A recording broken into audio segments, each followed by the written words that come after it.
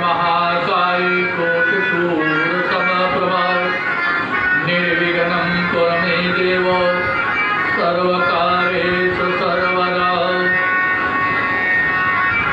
आइए दो बार भगवान का नाम लेते हुए श्री कृष्ण गोविंद हरे मुरारे हे नाथ नारायण वासुदेव।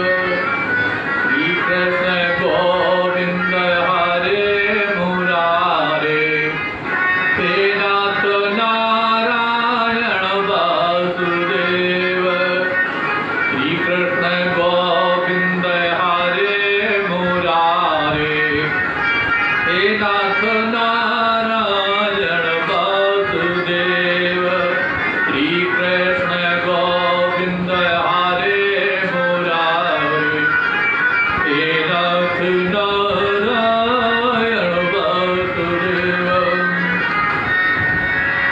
पुत्र इंद्र का विरोध करना,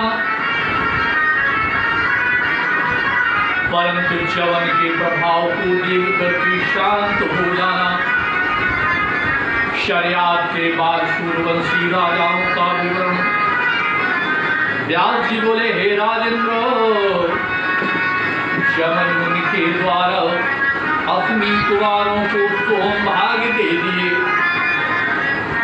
जाने पर इंद्र अत्यंत कुपित हुए और उन्होंने अपना पराक्रम दिखाते हुए मुनि से कहा कि हे ब्रह्मंदो, आप इस प्रकार की अनुचित मर्यादा स्थापित मत कीजिए, अन्यथा मेरा विरोध करने वाले आप मुनि का भी दूसरे विश्वरूप की भांति वध कर डालूंगा। च्यवन जिन महात्मा अपनी कुमारों के ने रूप संपदा के तेज के द्वारा मुझे दूसरे देवताओं की घात बना दिया है, उनका अपमान मत कीजिए। हे देवेंद्र, आपके अतिरिक्त अन्य देवता सोम भाग्य क्यों पाते हैं? परम तपस्वी इन असनी कुमारों को भी आप देवता समझें। इंद्र बोले, हे महात्मन, ये दोनों चिकित्सक किसी प्रकार भी यज्ञ में सोम भाग पाने के अधिकारी नहीं है। यदि आप इन्हें सोम रस देंगे तो मैं अभी आपका सिर काट दूंगा। व्यास जी बोले कि हे जन्मेजय, इंद्र की उस बात की उपेक्षा करने उनकी बहुत प्रार्थना करते हुए च्यवन मुनि ने असनी कुमारों को यज्ञ भाग प्रदान कर दिया।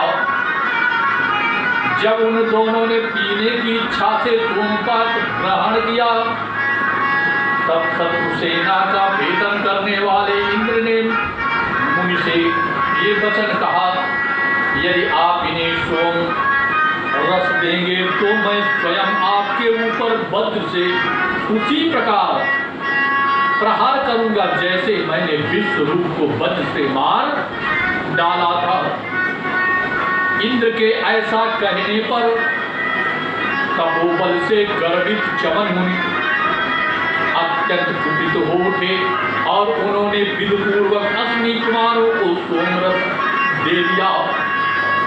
इस पर इंद्र ने भी क्रोध करके करोड़ों सूर्यों के समान प्रभाव वाला अपना आयुध वज्र सभी देवताओं के सामने ही च्यवन मुनि पर चला दिया।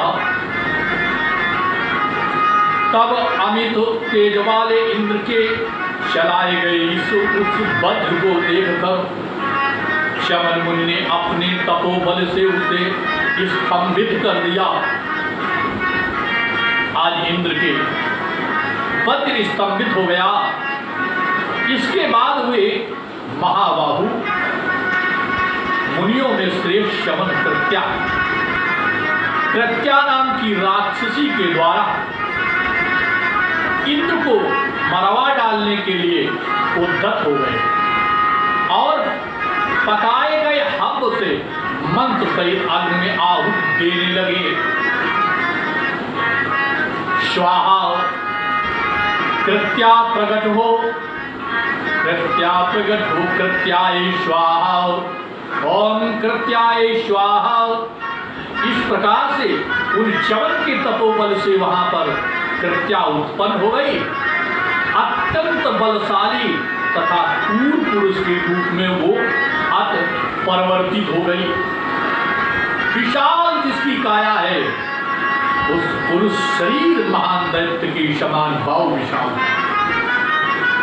बड़े बड़े बाल हैं जिनके उसका नाम मद था, बड़े बड़े दांत हैं भयानक दिखने में, ऐसे ओठों को फैलाया, एक ओठ पृथ्वी पर है, एक आकाश में छू गया और पाताल को चाट रही अपनी जीभों से। उसकी अत्यंत डरावनी तथा कठोर गर्दन पर्वत की चोटी के समान थी। उसके नाखून बाघ के नाखून के सदृश थे। ओठ पृथ्वी पर स्थित था तो दूसरा ओठ आकाश तक गया हुआ था। विशाल शरीर वाला मद नामक दानव उत्पन्न हुआ। उसे देखते ही सभी देवता शीघ्र ही भयभीत हो गए। इंद्र भी भय से व्याकुल हो उठे और उनके मन में युद्ध का विचार नहीं रह गया। वो दैत्य वज्र को मुख में लेकर के संपूर्ण आकाश को व्याप्त करके सामने खड़ा था। ऐसा प्रतीत होता था मानो कि भयावनी दृष्टि वाला वो दानव तीनों लोगों को निगल जाए। इंद्र को खा जाने के विचार से वो क्रोधित होकर के उनकी ओर दौड़ा। इस पर हाथ हाय हम सब मारे गए, ऐसा कहकर के सभी देवता जोर जोर से चीखने चिल्लाने लगे। इंद्र वज्र चलाना चाहते थे किंतु भुजाओं के कुंठित हो जाने के कारण वे उस पर वज्र प्रहार करने में समर्थ नहीं हुए। तब हाथ में वज्र धारण करने वाले देवराज इंद्र ने काल सदृश उस दानव को देख करके समस्या का समाधान करने में कुशल देवगुरु बृहस्पति जी का मन ही मन स्मरण किया। हे गुरु, आप जहां कहीं हो मेरे कष्ट को हरण करें। हे गुरुदेव, आप शीघ्र प्रकट हों।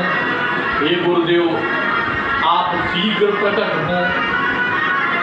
इस प्रकार कहने पर बृहस्पति देव महाराज जी कहते इंद्र की बड़ी मंदरी दशा देख करके वहां प्रकट हुए। हे इंद्र, मद नामक इस असुर को महामंत्रों से अथवा गुरु बृहस्पति जी ने कहा वज्र से मार पाना अत्यंत कठिन है। च्यवन मुनि का तपोबल स्वरूप ये महाबली दैत्य संपत रूप से यज्ञ कुंड से उत्पन्न हुआ है। ये शब्द तुम्हारे देवगणों के तथा मेरे द्वारा भी पराभूत नहीं किया जा सकता, नहीं ये मारा